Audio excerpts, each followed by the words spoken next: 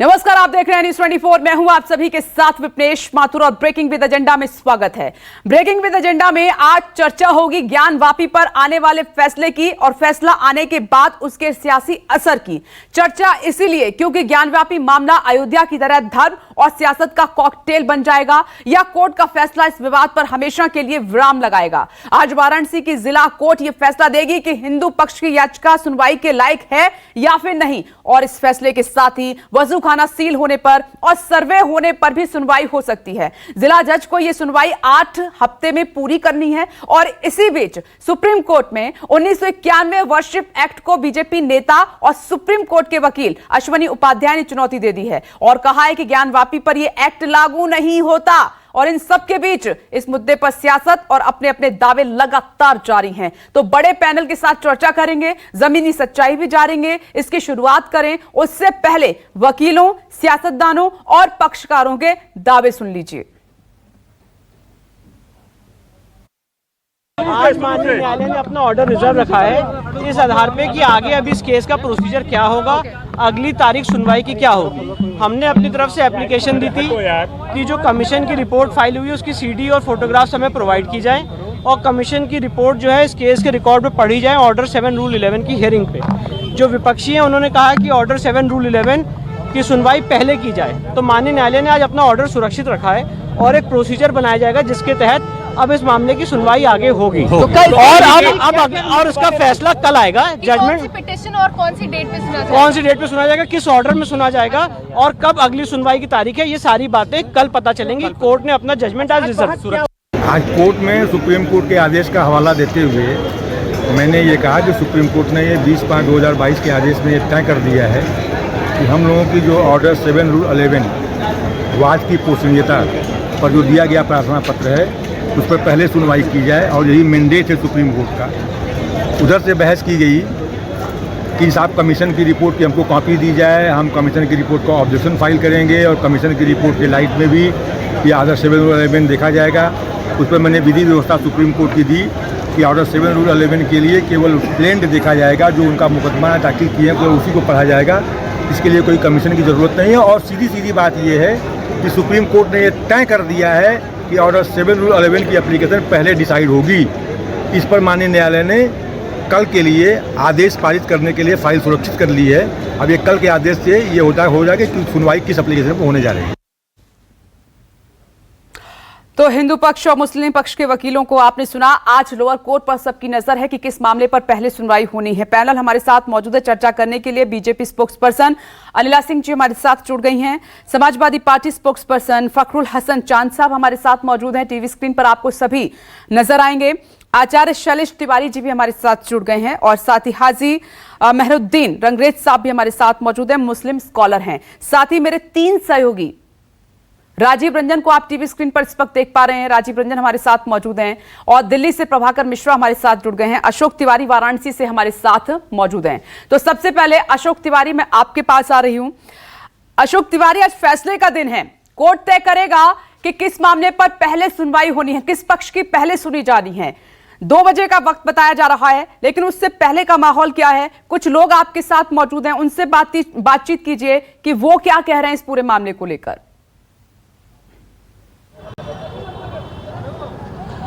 देखिए, निश्चित तौर पर चूंकि आज तकरीबन 2 बजे दोपहर में ये तस्वीर साफ हो पाएगी कि वाराणसी की डीजे कोर्ट पहले किस मामले की सुनवाई करती है। लेकिन हमारे साथ कुछ लोग यहाँ पर मौजूद हैं, उनसे बात करने की कोशिश करता हूँ।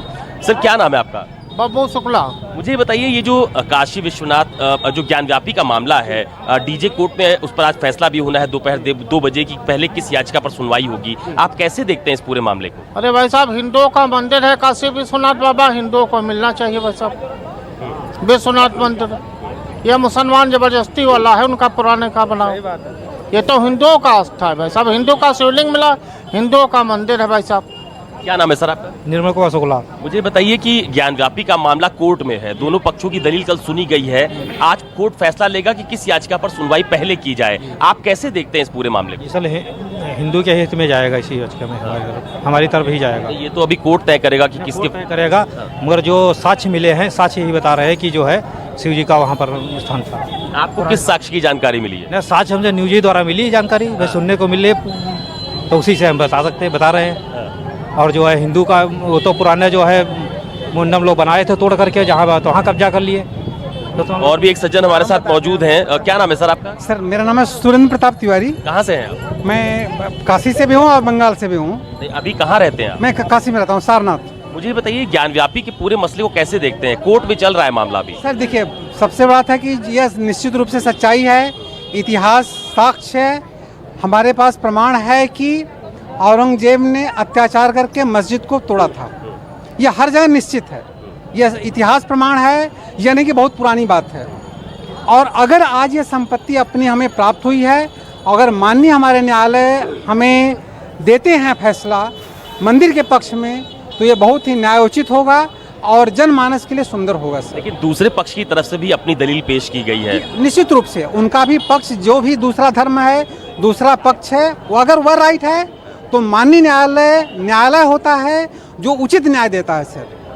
और अगर न्याय उचित है तो हमें स्वीकार करना होगा। क्या नाम है आपका? दीपाली कुलकर्णी। कहाँ से आई हैं? लातूर से।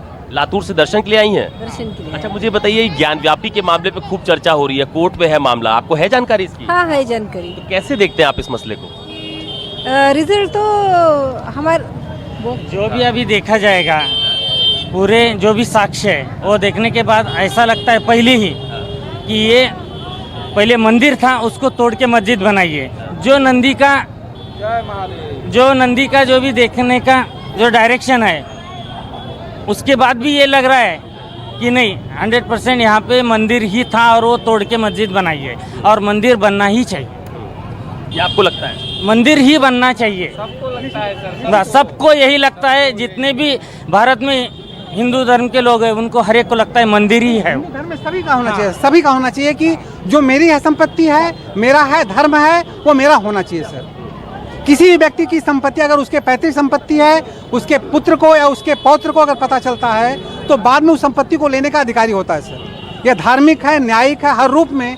इसलिए सर यह संपत्ति जो हमारे बाबा विश्वनाथ जी थे, वह संपत्ति हम सभी भारतीयों को, सभी हिंदू पक्ष को मिलनी चाहिए सर। सर, ज्ञानव्यापी मसले के बारे में आपको जानकारी है? नहीं जानकारी है। क्या नाम है आपका? प्रदीप कुमार मिश्रा। कहाँ से हैं आप? सर बनारस से। बनारस से ही है। ये ज्ञानव्यापी के मसले को कैसे देखते हैं आप लोग? कोर्ट में है मामला भी, दोनों पक्षों की दलील कल सुनी गई है कोर्ट में। अब ये तो ऐतिहासिक मसला है, लेकिन कहने का मतलब जो साक्ष्य हैं, प्रमाण, गवाह अगर जिस धर्म को मजबूती प्रदान करते हैं, उनकी सुनवाई होनी चाहिए। साक्ष्यों के आधार पर निर्णय। यस न्यायपालिका जो भी। ये बहुत अच्छी बात लोगों ने कही है। सर, क्या नाम है आपका? कर्नाटक से? कर्नाटक से। कब आए हैं यहाँ पे? दर्शन के लिए आए थे? हाँ, दर्शन कर। ये ज्ञानव्यापी मसले के बारे में कुछ जानकारी है आपको? हाँ, अच्छा है। नहीं, आपको पता है ये मामला कोर्ट में चल रहा है, दोनों पक्षों की तरफ से अपने दावे किए जा रहे हैं। हिंदू देवस्थान को कोर्ट समझता। अच्छा, आपको लैंग्वेज थोड़ा सा दिक्कत है। बाबा, आप? हम गौरी शंकर नेपाल, गौरी शंकर से आया। आप नेपाल से आए? नेपाल से आया। नेपाल में गौरी शंकर पहाड़, लामा बगर, सिंगटी, लादुक, बुलुंग। अच्छा, मुझे ये बताइए, ये जो ज्ञानव्यापी का मसला है, जिस पर खूब चर्चा हो रही है, बहस हो रही है, लोग अपने अपनी तरह से बयान दे रहे हैं, लेकिन ज्ञानव्यापी के मसले पर आप क्या सोचते हैं? हमारा बाऊ आमा बाजे जीजू नहीं है, हमको उसका लाई पितृ उद्धार करने के से पिंडदान दिया। आज से अब यहाँ तो भगवान के दर्शन करिया। अब हम वृंदावन गइया, यहाँ से बद्रीनाथ गइया, सब पिंडदान कर। आपने बहुत जगह दर्शन किया है। क्या नाम है बाबा आपका? ब्रह्मर्षि जमदग्नि महाराज। मुझे ये बताइए कि ये जो ज्ञानव्यापी का मसला है, इसको कैसे देखते हैं आप? क्या कोई तरीका है आपस में बैठ के हल करने का इसको? हाँ, बिल्कुल है। और हम तो बड़ा प्यार भरा संदेश है हमारे मुसलमान भाइयों के लिए। हम तो ये कहते हैं कि प्रत्यक्षम किम प्रमाणम, प्रत्यक्ष के लिए किसी प्रमाण की आवश्यकता नहीं होती। अब तो सर्वे के द्वारा सब कुछ सामने आ गई सच्चाई। अभी तक जिस सच्चाई को छिपाने का प्रयास किया जा रहा था, वो छिप नहीं पाई, क्योंकि सत्य न तो छिपाया जा सकता है, न ही उसको ढका जा सकता है। सत्य अजर, अमर और अविनाशी है। आज वो सत्य सारी दुनिया के सामने आ गया है। तो अब मुसलमानों को जो है बड़ा दिल दिखाते हुए, उदारता दिखाते हुए जो है और अपनी तरफ से जो है पहल करनी चाहिए। नहीं तो फिर न्यायपालिका तो है ही, न्याय करनी। ठीक है अशोक। सदानंद। ज्ञानव्यापी मसले को कैसे देखते हैं आप? ज्ञानव्यापी हमारा जो प्राचीन काल है, प्राचीन काल से ही भगवान नंदी जो है उधर प्रतीक्षा में बैठे हैं कि हमारे भगवान हमें मिल जाए। ठीक है अशोक, लोगों की अपनी अपनी आस्था है, लेकिन कोर्ट को तय करना है। आज कोर्ट पर, लोअर कोर्ट पर सबकी नजर है। ठीक है अशोक तिवारी, आप मेरे साथ बने रहे। मैं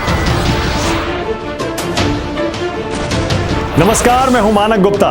अगर आपको हमारा ये वीडियो पसंद आया हो तो इसे लाइक और शेयर जरूर करें, और हाँ, हमें सब्सक्राइब और फॉलो करना ना भूलें ताकि आप देश और दुनिया की कोई खबर मिस ना करें।